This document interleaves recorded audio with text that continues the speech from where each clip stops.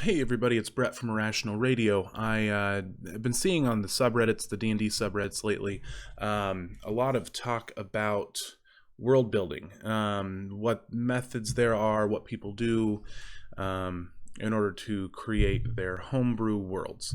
I thought I would chime in and give my 2 cents on the whole subject. Kind of how I do it. It's not by any means the right way to do it or the wrong way to do it or the best way or the worst way. It is just a way to do it. And I'll give you kind of my reasons as to why I do it that way and why it works for me and why I prefer it to other methods. When I started DMing, which wasn't very long ago, I'm really fairly new at it. I was doing a lot of looking into world building processes, what all it takes and what, asking the same kind of questions I've been seeing.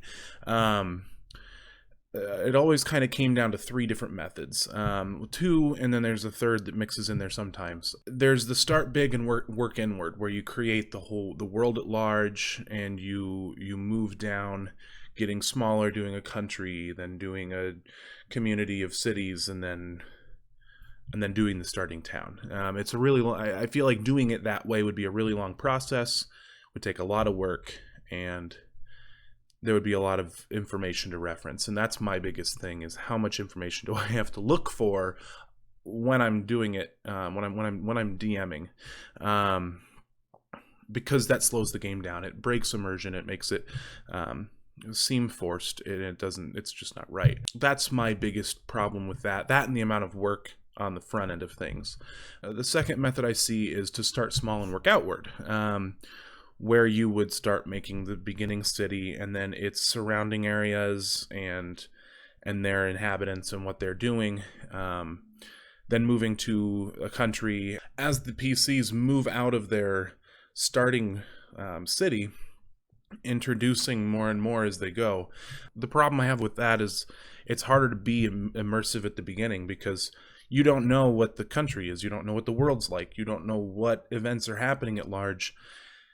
And you could make it all up on the fly, but then you end up with inconsistencies unless you take very, very good notes. The third that I've run across, and kind of how I do it, is to start big, make your world, make your nations, do all of that, then go small to the town, and then kind of work out as they move around and do stuff. That, to me, is the best method, and that's my opinion. But there are obviously merits to the other methods, but it helps consistency.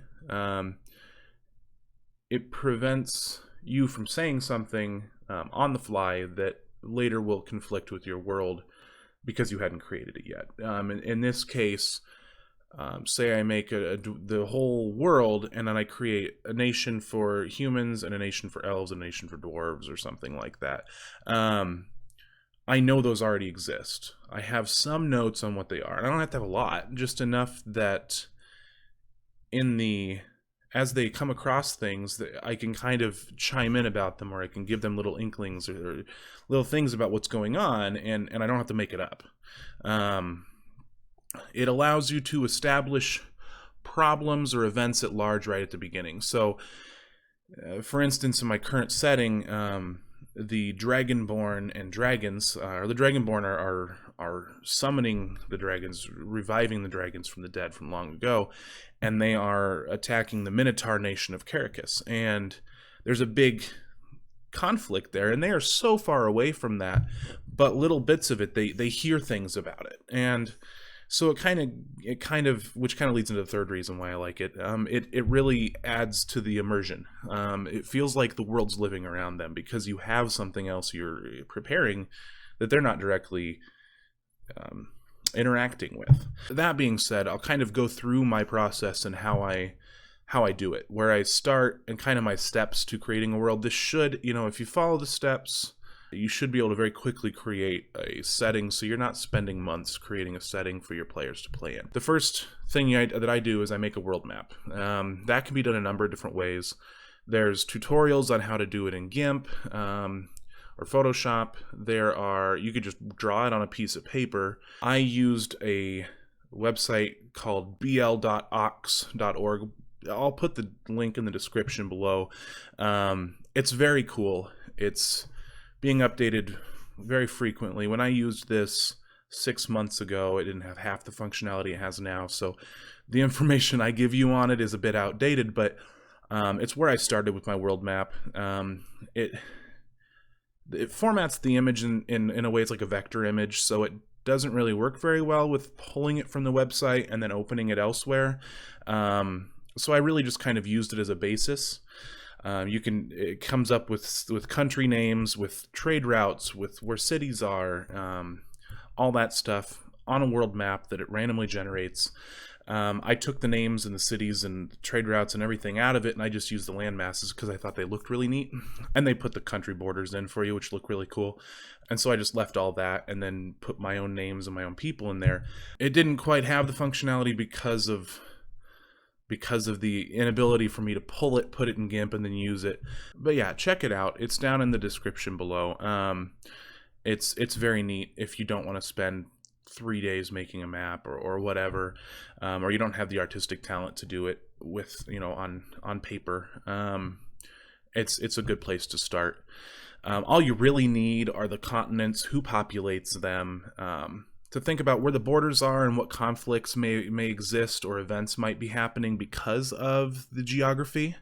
If you can create a few things, I prepared like a handful, like maybe 6 to 8 events that are occurring in the world right now that I could throw in at different times when it was applicable for the PCs to kind of interact with. And then I called that good. Next thing that I do is I make a short history of the world. There's always a big thing to me is, how did the races get where they're at? Why are elves the way they are? Are they special? Do they have some kind of, if you're not doing like Forgotten Realms or something like that, then the world's your oyster. They can do anything. They could be the elves that mine and create weapons from metal. They could be allergic to metal, for instance. You could do a million different things with them, and that helps create a lot of lore and a lot of different reasons for why your NPCs are doing the things they're doing, and gives a lot of kind of jumping off points for any improv you have to do in the future involving those races. So I always lay that out for how my races got where they're at and who they've interacted with in the past, to kind of create, which races think highly of other races. Are any races looked down upon? Are orcs stupid? How many races do you have? Do you use some of the Unearthed Arcana stuff? I have most of the Unearthed Arcana stuff in my setting. So there's hobgoblins and there's all sorts of different things, and so I have them all lumped together in different spots. Kenku in my setting are not what they are in like Forgotten Realms. They are basically cursed Eokra that flight was taken away from, and they were pretty much they were cursed with the inability to do 90% of what they were able to do in the past. And so that helped me create lore that had happened in the past, which kind of leads me to supernatural stuff. When you think fantasy, you think big awesome things happening, and those things, as they're happening in the present, have also happened in the past. So you want to create a few events that have happened throughout time that are famous for what they were. I have in my setting there was a point when magic didn't exist, and a group called the Blackwater Imperium basically broke the veil between two different realms and collided them, introducing magic into the world, and it was huge, and it's a big part of the history of my world. Stuff like that. The Vidalcan are basically from the future. So there's some supernatural events involving that. Wars is another big one, because wars are what shape where people are now and how powerful they are now. As it's people don't get along, and they never have in history. And one of the biggest things in history books is wars, and who's taking land from who's attacking who, and who's protecting who, what alliances exist. That's a big thing you want to throw in there. So, it doesn't have to be super in-depth. I think in my world's history, which after through the 6 months I've been playing, I've created a lot of history. There's really only like a handful of big wars. You don't need to make every battle. You don't need to make every deciding victory for either side and what happened there. You just need to kind of outline what happened, who was fighting who, and it really adds to the lore of your world. That is it for history, really. The next thing, make the town that the players will start in. This is where you're zooming in and you're going to that small point. So if it's a little tiny town, Briarsfield, the farming community, or if it's the capital of the human nation, make that town and try to really fill it with stuff. Especially if the players are starting at first level. Because if they're starting at first level, they're not powerful enough to go running off to the fire plane. They're not powerful enough to go fight dragons yet. They're probably going to stick around home. And they might dick you around and move you around. Especially if you're playing like a sandbox style game where you don't have a whole lot of direction for it. They may get you moved around and screw up all your prep. But that's the name of the game. If you make enough plot hooks there, hopefully you can keep them interested in your Briarsfield. Come up with a handful of memorable NPCs, like a blacksmith, an innkeeper, an alchemist, maybe a guildmaster, or some other sort of quest giver.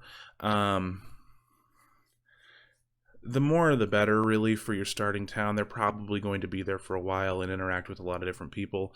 Write down a list of names. That's another big one that people always say. You always hear DMs telling you that.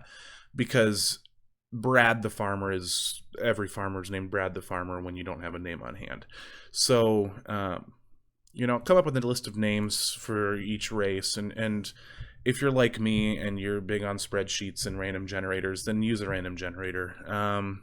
If you're using Roll20, there you can create nested macros that do all that for you. So there's a million different methods there. But as far as NPCs, you want to have some memorable ones that aren't just randomly rolled out, that will be something that the players enjoy coming back to, because that's part of the whole experience. If they like an NPC, they want to keep them around, and they want to stick around where the person's at, or they want to try and bring them with them, which is always interesting. Another thing to do is to think about how your PC's backstories can tie them to your original town or, the surrounding area, because that draws them in. That's going to draw their attention in, and for this, a Session 0 is really, really helpful, because most of the time you're not going to get a fully written out backstory from all of your players by the time that Session 1 happens. So to have a Session 0 where they sit down and sort of bounce ideas off of each other, and you, the DM, kind of helps you come up with some ideas of oh, this person was a monk at a monastery and he's left his home. Maybe this is the first stop on his pilgrimage. Maybe there's a temple here, and that gives a total complete quest line for that character, that if he can get the other characters involved in it, then there you go, you're set. You don't even have to do anything. You've already got your first quest figured out for you. There's bandits that have taken over this ancient shrine, and it's his first place on his journey, and he hears about it from some passerby that says that they can't go pray to whatever god or whatever, because these bandits are there, and then boom, they're in their first adventure. That's a big one. Backstories are huge. To get the characters involved and to make it a meaningful story for the characters, instead of just, here's my story, the DM's story, and hopefully you all enjoy it. It's here's your story, let's play through it. Then all the tertiary shit, like calendars and holidays. I mean, that can be thrown together in almost no time at all. I use a 12 month, 30 days a month calendar that is loosely based off of our calendar, and at the end of the year there's 5 days that are kind of separated from everything else. It's like a year-end celebration. Holidays you can kind of throw in. I like to have about a holiday or 2 a month.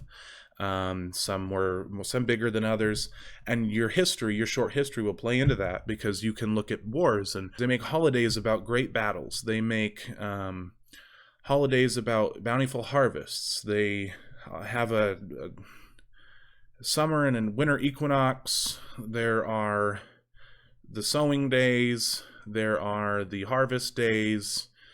there's a million different things you can make holidays for, and they really brighten up your world, especially when, when you finally get there in the calendar and, oh wow, today's a holiday, or oh, this holiday is coming up. You can see that they're preparing for it. It really adds immersion to your world.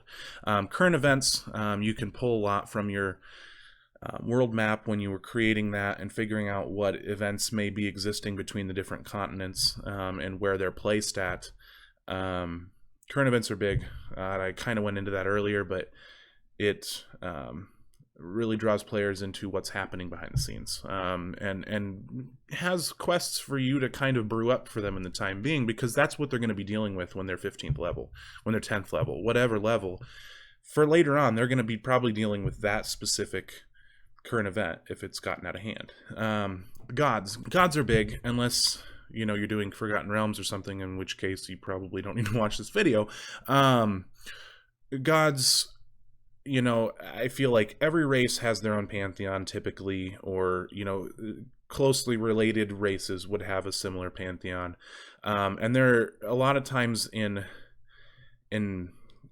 I feel like they're normally very similar if your gods are real. If your gods are actually physical things, typically your pantheons are like the same thing with a different name,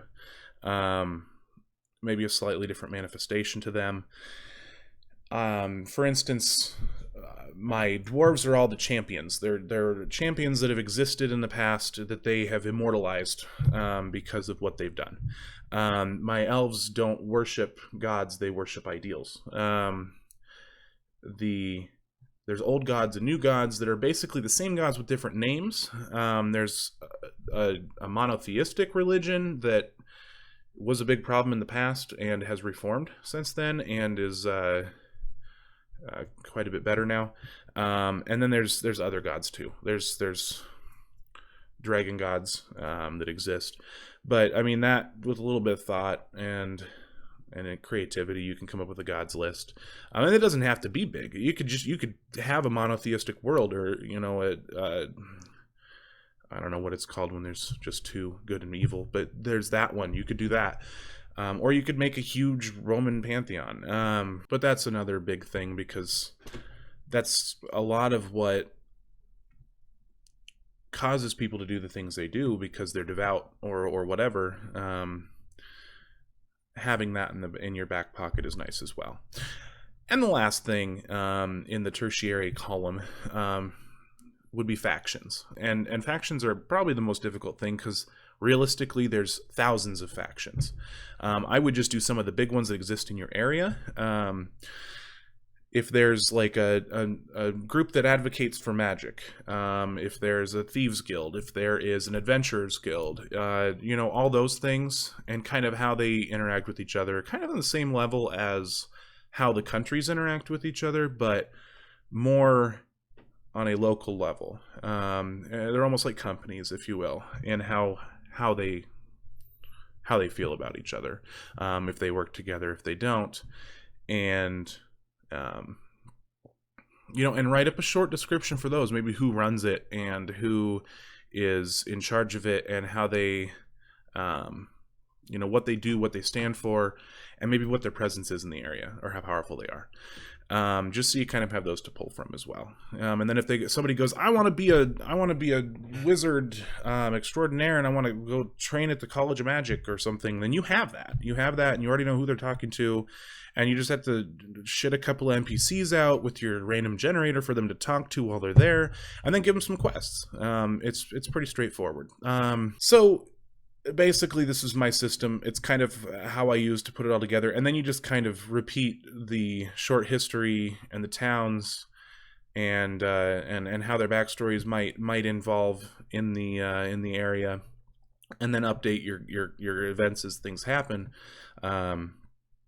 later down the road as they move around and as they explore more. You just kind of add to it, and it should be fairly seamless. I think that the system that I use creates a very immersive experience, and it looks impressive from the outside without you having to put as much work in as what people are thinking you're doing, because they look at it and you kind of explain to them what's going on, and they're like, wow, you've done a lot. There's there's a ton of stuff going on. Well, I really haven't done that much. I've really just done what I've told you I'm doing, but it's all relevant. I don't have a whole lot of irrelevant information, and really it just comes down to recognizing what's relevant and what isn't in a setting like that, and then just creating that relevant content. And then anything that is irrelevant, you pull out of your ass during the session. So that is creating a setting in 5 easy steps. Thank you for tuning in to Irrational Radio, where the grass is green and the girls are pretty. Hopefully we'll have some more content like this up in the future, where we just talk about stuff. I had Logan over yesterday and did some recording with him. We may have to redo that one because I'm really new to this whole video recording and editing and thing process, and it was really difficult to edit, and it was taking forever. So I think I've learned a little bit, and we'll probably re-record that one where we're talking about classes and classless systems and kind of the pros and cons, compare and contrast, and get that one uploaded as well. Hopefully we'll have at least one of these a week, where we just sit down and talk to you guys about different things about the system, whether it's creating character concepts or creating settings or creating encounters, or even stuff about not D&D, other systems and games and stuff like that. So stick around, like the video, subscribe to the channel, check out our Twitch channel. We live stream our D&D sessions every other Saturday, and then we upload them here. So if you miss anything, it'll be on here. Thank you for tuning in, and have a wonderful day.